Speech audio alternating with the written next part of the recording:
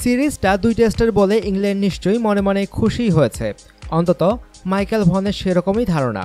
সাবেক ইংলিশ অধিনায়কের মতে বাংলাদেশের বিপক্ষে সিরিজটা ৩ টেস্টের হলেই আর রক্ষে ছিল না অ্যালিস্টার কুকদের। নিশ্চিতভাবেই পরের টেস্টটা হারতে হতো এবং বাংলাদেশের বিপক্ষে সিরিজ হারের লজ্জায় পড়তে হতো। তবে বাংলাদেশের বিপক্ষে মিরপুরের হারটা ইংল্যান্ডের একটা বড় উপকার করেছে বলে মনে করেন ভন।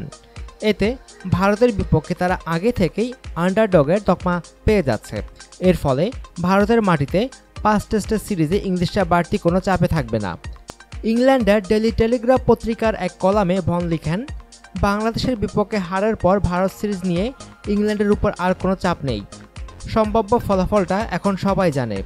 বাংলাদেশের বিপক্ষে সিরিজে সবার প্রত্যাশা ছিল ইংল্যান্ডের জয়, কিন্তু চট্টগ্রামে ২২ রানের জয় আর ঢাকায় ১০৮ রানের হারে চোখে আঙুল দিয়ে দেখিয়ে দিয়েছে এই সিরিজে সেরা ছিল কারা। বাংলাদেশের কন্ডিশনে বাংলাদেশই ছিল সেরা দল। আমার তো মনে হয় বাংলাদেশে আরও একটি টেস্ট থাকলে বাংলাদেশি স্পিনারদের সামনে উড়েই যেত ইংল্যান্ড।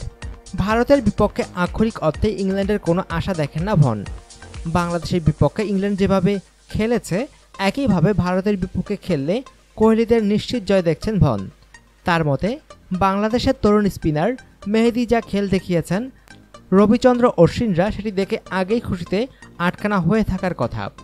তাহলে ভারতের বিপক্ষে সিরিজে ইংল্যান্ডের কৌশলটা কী হওয়া উচিত? ভনের সোজা সাপটা পরামর্শ, একেবারে দাঁতে দাঁত কামড়ে ব্যাটিং করে যেতে হবে।